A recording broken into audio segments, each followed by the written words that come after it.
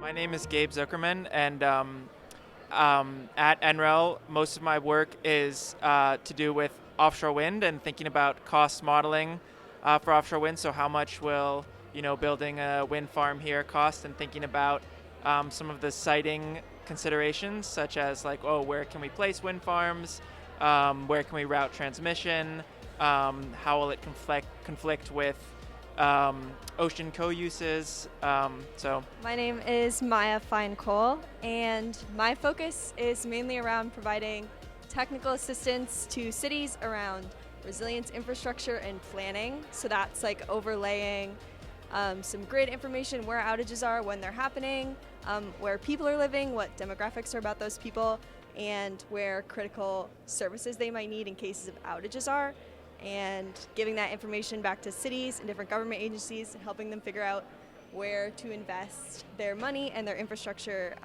for these emergency outage situations. A lot of the data that we're dealing with is explicitly spatial, whether it's grid networks or a lot of spatial information about where people live. And so for me specifically, recently I've been doing a lot of work with network analysis. So in like emergency situations, how long is it taking people to access services they need, like medical services or groceries or fuel like gas, and then taking into consideration like if certain parts of the grid go down, how do these times to access stuff change?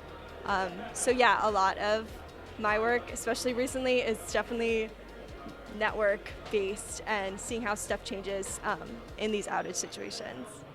A lot of work that we do on the geospatial data science team is centered around the renewable energy potential model, which is a sort of spatial model that coordinates a bunch of different models, but primarily used to estimate and understand renewable energy production, and that's inherently spatial. Like the solar resource in one place is going to be different than in another place, the wind resource the same, and then also thinking about the factors that impact where you can put those renewable technologies are going to be different. So like you couldn't place a wind turbine on top of a building, but you might be able to place rooftop solar on that same building. So there's a lot of spatial characteristics that go into informing these potential models, and then thinking about building out scenarios. It's very important to understand the spatial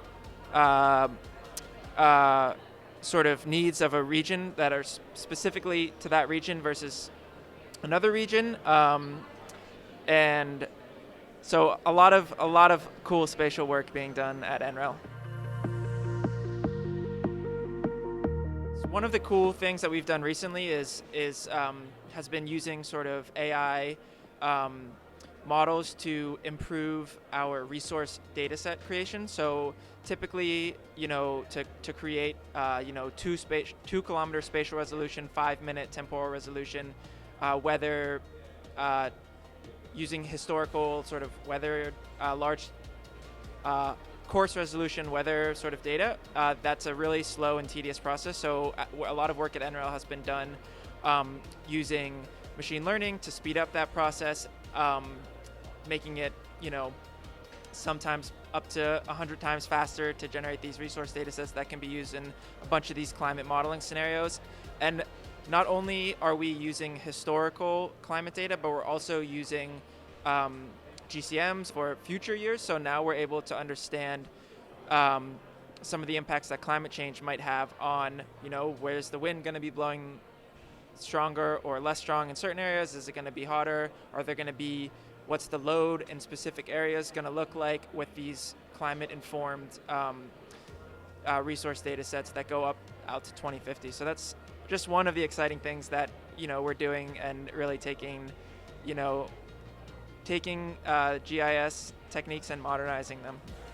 Yeah, I guess on a more kind of general note, in addition to that, since we are like a research laboratory, we do partner with a lot of other academic institutions or private companies or governments or electric utilities that are also doing cutting edge research, and I think those collaborations push all of us to like stay up to date with what is newest out there, and like make sure that we're using the most up-to-date tools and sharing any new updates with each other, which is really cool.